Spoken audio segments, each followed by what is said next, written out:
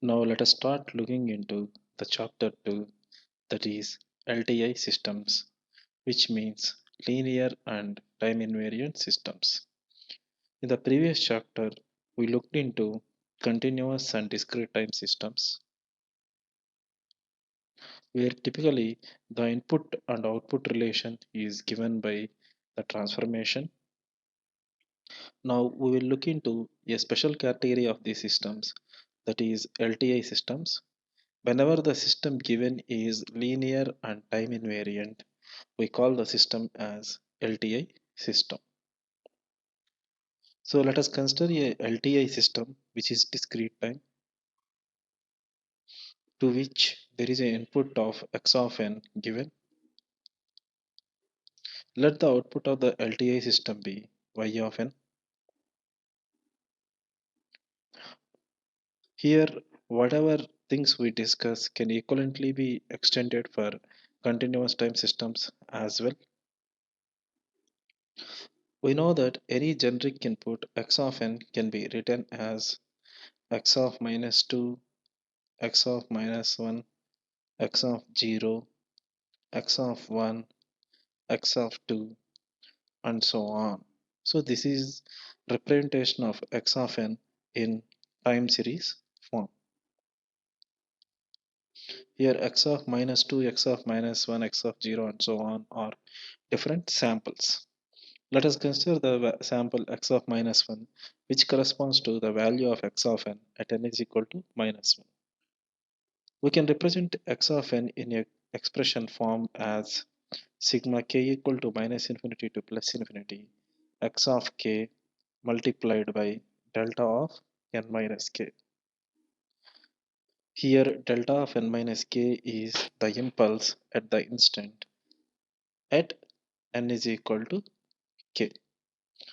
So we can see x of n as weighted sum of impulses, where x of k are the weights. From this, the output of the LTI system can be written as y of n is equal to t of x of n, which can further be reduced as t of sigma k equal to minus infinity to plus infinity x of k multiplied by delta of n minus k. We know that the given system is linear. So from this we can say that the weighted sum of the inputs produces weighted sum of the outputs. From this the output of the LTI system is sigma k equal to minus infinity to plus infinity x of k multiplied by t of delta of n minus k. Here x of k are the weights and delta of n minus k is the impulse input at n is equal to k. But we know that as the system is time invariant, the output due to delayed version of input is equal to the delayed version of output. So if t of delta of n minus k produces an output of hk of n, that is due to the impulse input at the instant k, the output is hk of n. As the system is in time invariant, this should be equal to h of n minus k, which is delayed version of output. From this, we can write that y of n is equal to sigma k equal to minus infinity to plus infinity x of k multiplied by h of n minus k, which can alternatively be written as x of n star h of n, where the star written here is convolution operator. From this, we see that given any LTI system, the output of the LTI system can be written as y of n is equal to x of n convolved with h of n, where x of n is the input to the system and h of n is impulse response of the LTI system.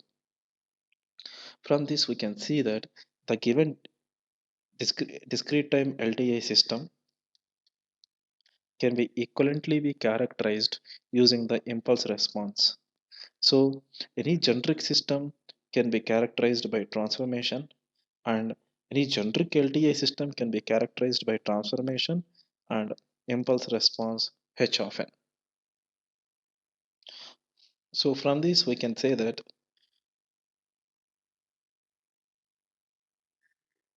H of n is equal to impulse response of the LTI system, which is equal to T of delta of n.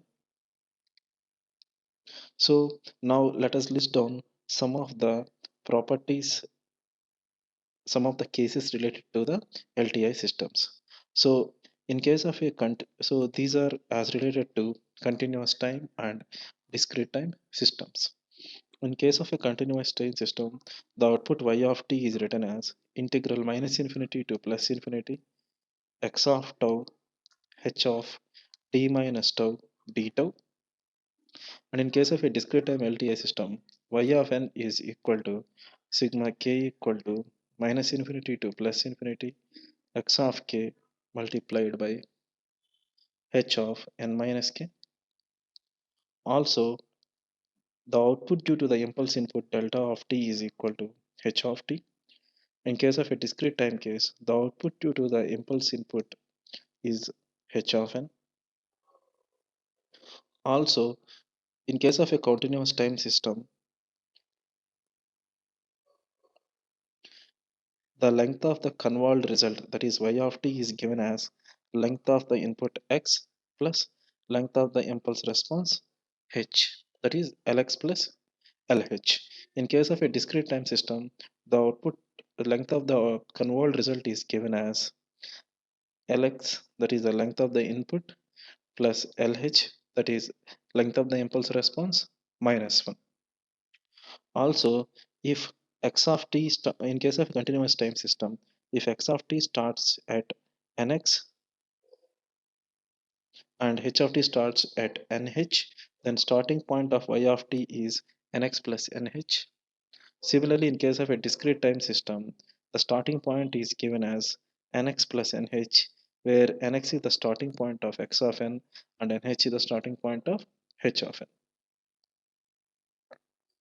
Now let us consider an example in which an input of x of n is equal to 1 comma 1 is given to a LTI system of impulse response h of n is equal to 1 comma minus 1. We have to find the output of the LTI system. Please note that here the first samples corresponds to the instant n is equal to 0. We can find out always y of n using the convolution formula sigma k equal to minus infinity to plus infinity x of k multiplied by h of n minus k. So here first we can substitute n is equal to minus 1. So here y of minus 1 is equal to sigma k equal to minus infinity to plus infinity x of k multiplied by h of minus 1 minus k. Now here we see that by finding this infinite sum, y of minus 1 is equal to 0. Now substitute n is equal to 0. From this we see that y of 0 is equal to sigma k equal to minus infinity to plus infinity x of k multiplied by h of 0 minus k. So this would be equal to x of 0 multiplied by h of 0 plus x of 1 multiplied by h of minus 1 plus and so on. Similarly, we can extend the summation for negative values of k also. So this would give you a result of 1. Now if we substitute n is equal to 1, we get y of 1 is equal to sigma k equal to minus infinity to plus infinity x of k multiplied by h of 1 minus k. Upon finding this, we see that the value is actually 0. Now similarly, n is equal to 2 leads y of 2 is equal to minus 1 and n is equal to 3 leads to y of 3 is equal to 0. From this we see that the final output of the LTI system can be given as 1 comma 0 comma minus 1 comma 0. Here the first sample corresponds to the instant n equal to 0. Here we can see that x of n starts at 0 and is of length 2, and h of n starts at 0 and is of length 2. So y of n should start at nx plus nh, that is 0, and it should be of length lx plus lh minus 1, which is 3. So from this we see that y of n should start from 0 and should be at most of length 3. From the obtained y of n we see that y of n starts from n equal to 0 and it is at most of length 3. So from this we see that the convolution result matches with the identities that we discussed before. Alternatively, we can find y of n graphically as shown. For finding y of n graphically, first represent x of n as shown. Here the first value 1 corresponds to n is equal to 0. Now write h of n, that is 1 comma minus 1, where the first one corresponds to the instant n is equal to 0. Now we can write h of minus n by transposing h of n about 0. So h of minus n will be as shown. Now to find y of n for every n, perform the multiplication over overlapped samples. That is, for finding y of 0, here we see that the overlapped samples are 1 comma 1. So here we see that once we find the product of the overlapped samples, here 0 multiplied by minus 1 would be 0, 1 multiplied by 1 would be 1, and minus 1 multiplied by 0 would be 0. So if we add all these, we see that y of 0 will be equal to 1. Now for finding y of 1, right shift h of minus n by n samples. So from this we see that h of minus n, for finding y of n, h of minus n on right shifting by 1, we see that it is minus 1 comma 1. So for finding the y of n, y of 1, now if we multiply 0 with the 0, we get a result of 0. Now if we multiply 1 and minus 1, we get a result of minus 1. Now if we multiply 1, sorry, we multiplied this one and minus 1 to get a result of minus 1. Now we multiply this one and this one to get a result of 1. So on adding all these samples, we get a result of 0. Similarly, for getting y of 2, right shift h of n by 2 samples to get a result of 0, 0, minus 1, 1. Now if we find the product of the overlapped samples between x of n and h of 2 minus n, multiply 0 and 0 to get 0. Now multiply 1 and 0 to get 0. Now multiply 1 and minus 1 to get minus 1. Now multiply 0 that is present here with 1 to get 0. Now add all these samples to get minus 1. Similarly, we can show that y of 3 is 0 by right shifting h of n by, sorry, h of minus n by 3 samples. From this we see that y of n is equal to 1, which is as marked, 0, which is also as marked, minus 1, which is obtained, 0. So here the first sample corresponds to the instant n equal to 0. So for finding y of n for n greater than 0, h of n should be right shifted, and for finding y of n for n less than 0, h of n to be left shifted.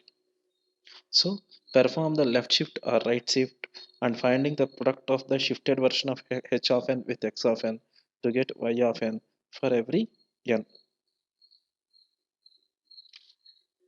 Now let us look into some of the properties of convolution.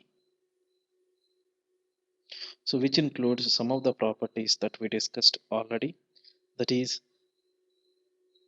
if y of t is equal to x of t convolved with h of t, this should be equal to h of t convolved with x of t. This is called commutative property. So from this we see that if there is an input of x of t given to a LTI system of impulse response h of t, if the output is y of t, similarly if we feed the input h of t to a LTI system of impulse response h of t, we get the same output, that is y of t. This is called commutative property. Now let us consider another property called associative property, as per which x1 of t convolved with result convolution of x2 of t convolved with x3 of t is equal to x1 of t convolved with x2 of t further convolved with x3 of t. From this we see that the convolution adheres to associative property.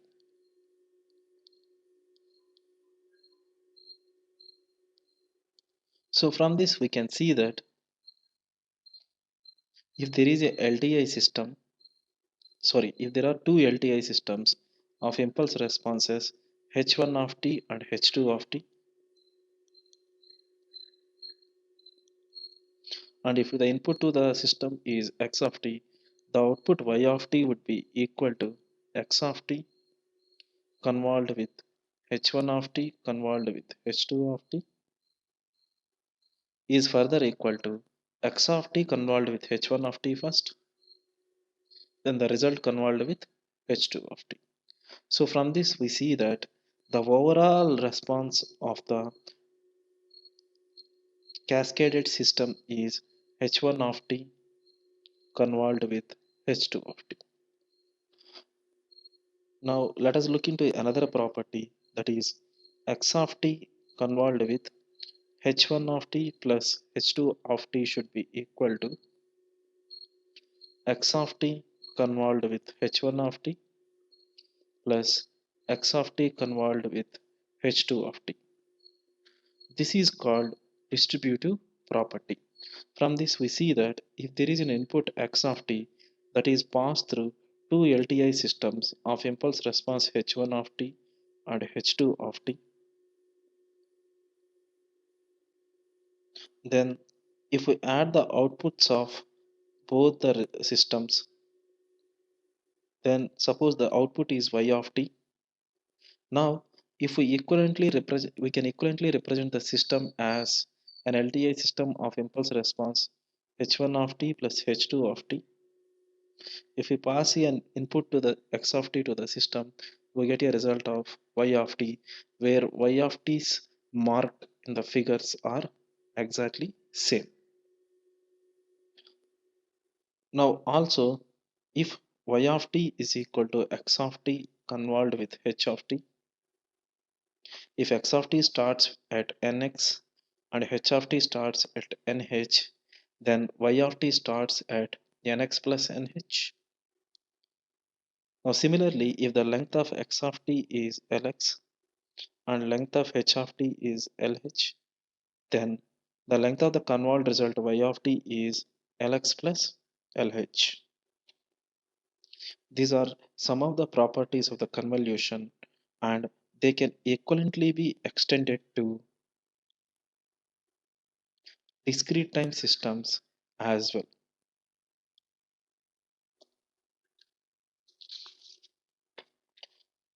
Now, given the impulse response of an LTI system, let us look into different ways of characterizing the LTI system. The first way of characterizing that we will be looking to is memoryless property. But please note that if the impulse response of a LTI system is h of n, then we can definitely be sure that the system is linear and time invariant. This is by definition. Now we know that in case of a discrete time LTI system, y of n can be written as sigma k equal to minus infinity to plus infinity x of k multiplied by h of n minus k, or this can also be written as sigma k equal to minus infinity to plus infinity h of k multiplied by x of n minus k. Here we know that the system is memoryless. If the system is memoryless, the output y of n at any instant should depend on x of n at that instant only. From this, we can expand the convolution as h of minus 1 multiplied by h of n plus 1 and so on, plus h of 0 multiplied by x of n plus h of 1 multiplied by x of n minus 1 plus and so on. Here we see that if the system is memoryless, the output y of n should depend on x of n only.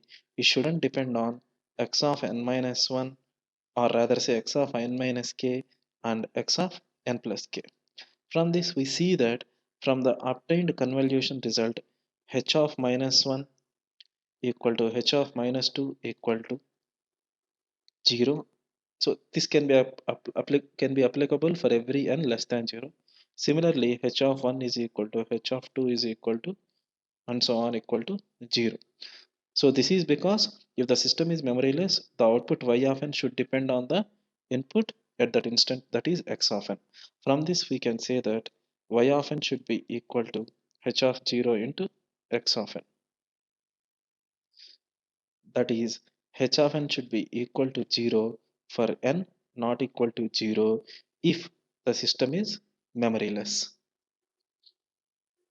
From this we see that if the system is memoryless, h of n is equal to 0 for n not equal to 0, or h of n should be an unit impulse. Similarly, for a discrete time system also we can say that the impulse response of the LTI system should be of the form c into delta of t if the system is memoryless. Now graphically, if the system is memoryless,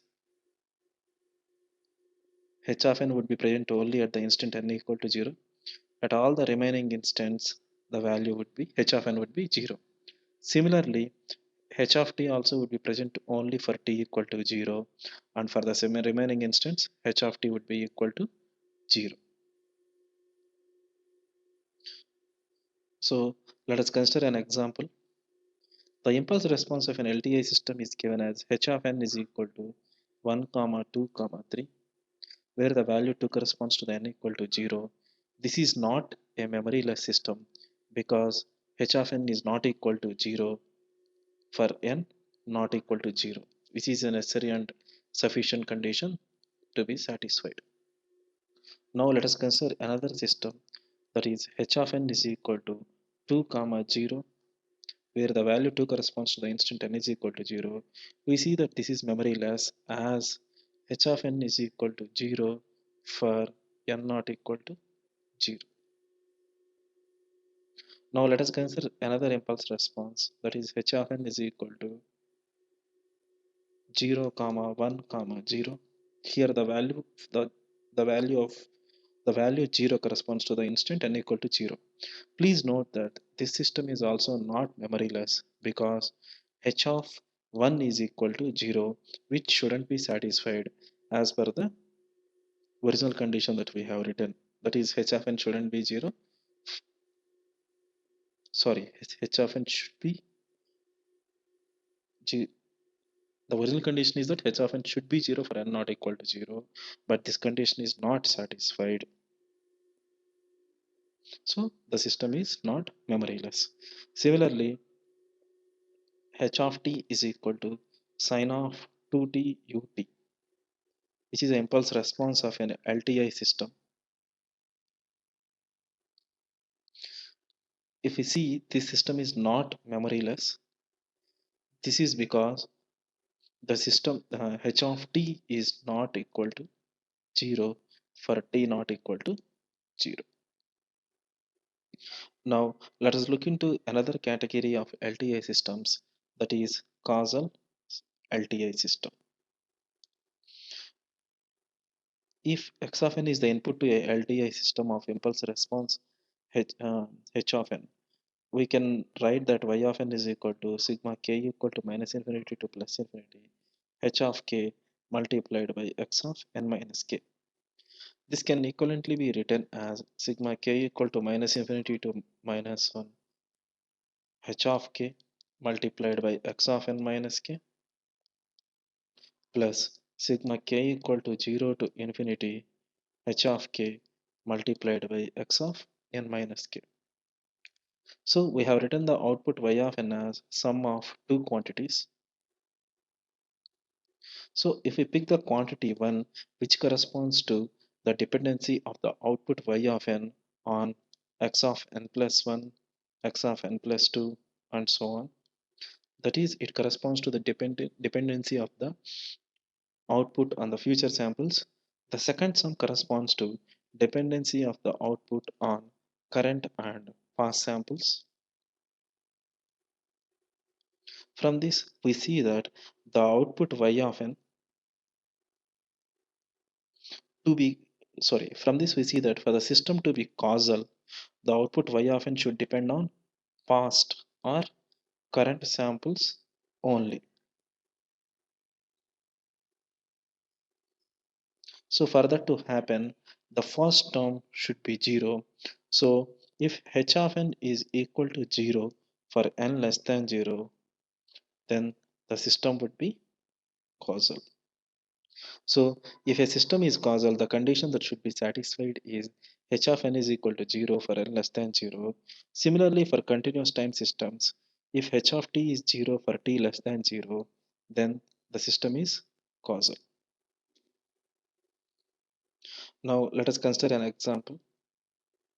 Let us consider a discrete time LTI system of impulse response h of n is equal to 3 comma minus 1 comma 0, where the value of 3 corresponds to the instant n is equal to 0.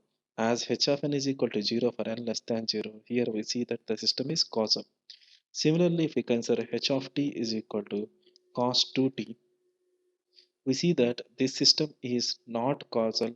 This is because of the reason that h of t is not equal to 0 for for t less than 0. Similarly, if we consider h of t is equal to e power minus t multiplied by u of t, we see that the system is causal. This is because of the reason that h of t is equal to 0 for t less than 0. Now, if we consider h of n is equal to minus 1 comma 3 comma 2 comma 0, where the value of 2 corresponds to the instant n is equal to 0, we see that the system is non-causal. This is because of the reason that h of n is not equal to 0 for n less than 0. So the system is causal.